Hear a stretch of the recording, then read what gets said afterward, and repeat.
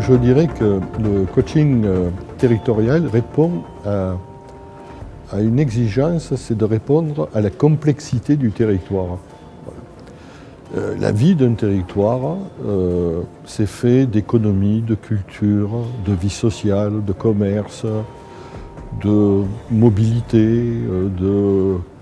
Et puis le territoire, il est vécu différemment par les enfants, par les jeunes, par les personnes âgées, par ceux qui travaillent, ceux qui malheureusement n'ont pas de travail, par les chefs d'entreprise, voilà.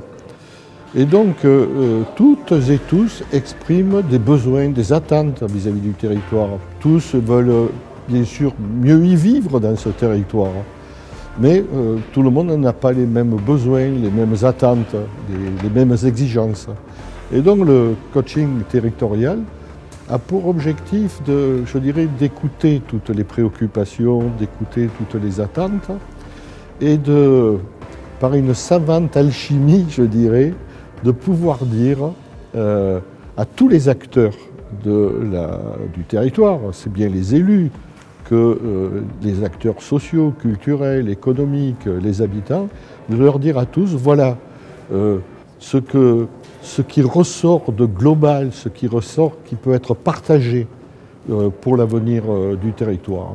Et donc à partir de là, c'est de mobiliser les énergies de tout le monde. Celles des élus qui ont des responsabilités, celles des associations, celles des acteurs économiques, sociaux et culturels, et puis les énergies de chacun des habitants, parce que les choses demandent une implication citoyenne.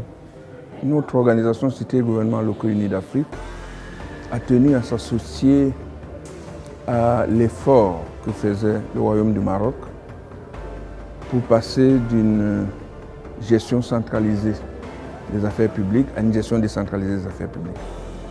Nous savions quelles difficultés les acteurs impliqués avaient de passer à cette nouvelle façon de gérer les affaires publiques.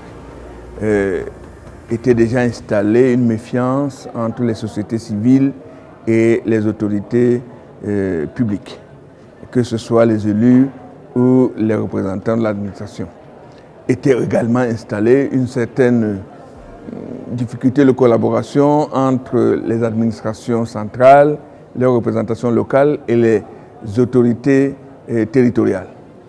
Donc nous avions pensé que, à l'image de ce qui s'est passé dans d'autres régions et d'autres pays, il fallait accompagner ce mouvement en faisant en sorte que les acteurs dialoguent ensemble, se mettre en synergie. Et cette mise en synergie supposait qu'il y ait quelqu'un qui tienne le miroir à ces acteurs pour leur dire voilà comment quelqu'un qui vient de l'extérieur vous voit vos conflits, etc. Et nous sommes persuadés que vous tous, vous voulez le bien de votre région. Dans ces conditions, nous voulons vous accompagner pour reconstruire les relations de confiance entre vous. Et c'est comme ça qu'on a inventé cette idée de coaching territorial, c'est-à-dire inventer des personnages qui vont être à côté des acteurs de la région pour reconstruire la confiance et les remobiliser, les mettre en synergie pour aller dans le sens du développement régional. C'est la raison pour laquelle nous nous sommes engagés dans cet exercice. Et manifestement, la région de l'Oriental a été satisfaite de cet exercice. Manifestement, elle donne des résultats sur le terrain avec la production de 21 coachs que la plupart des provinces et des communes demandent en soutien. Et c'est donc la preuve que probablement nous ne sommes pas dans le faux, mais évidemment les attentes sont encore supérieures à ce qui a déjà été réalisé. C'est pour ça que nous disons que c'est un nouveau métier et que ce nouveau métier doit être soutenu. Et comme tout nouveau métier, on doit le respecter, mais lui-même doit être respectable. Alors c'est tout ce travail qui nous a amené à mettre en place un centre d'excellence du coaching territorial pour que ce mouvement ne s'arrête plus et qu'au contraire, il permette d'approfondir la démocratie participative dans la région de l'Oriental et par-delà la région de l'Oriental au Maroc et en Afrique.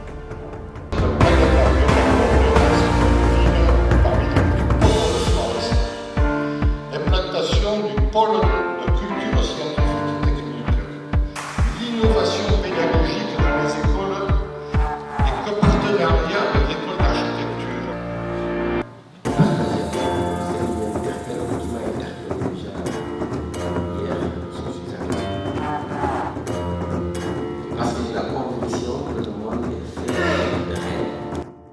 C'est un plaisir pour moi de vous faire part des échos de notre intervention lors de la journée inaugurale de ces assises citoyennes ici à Oujda. Nous avions fait une communication autour de la thématique de l'importance de l'exploration des médias, et plus particulièrement la télévision, au service de l'éducation. C'est en ce sens que nous avons présenté l'exemple de Téléécole, qui est la première télévision éducative de l'Afrique de l'Ouest. Et en ma qualité de président de l'Union internationale des télévisions éducatives francophones basée à Lyon, j'ai la satisfaction de noter tout l'impact, tout l'intérêt que les habitants, les acteurs du développement ici à Oujda accordent à l'importance d'une télévision éducative. Le développement n'est pas une affaire de moyens, mais une affaire de mobilisation. C'est un facteur.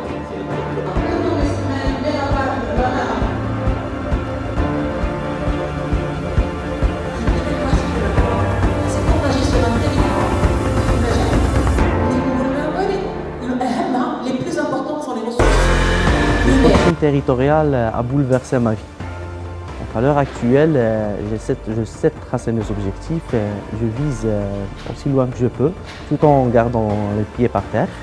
Donc je déborde d'énergie, je sais comment suivre le chemin que je veux, je fais dont je suis capable, je déborde d'énergie et d'enthousiasme et je suis très satisfait. Ce changement a été remarqué de mon entourage, que ce soit ma famille, mes amis ou même les collègues de ma profession. Donc on me trouve de plus en plus une personne plus sage, plus calme, qui écoute plus de ce qu'elle parle et qui influence sans réagir.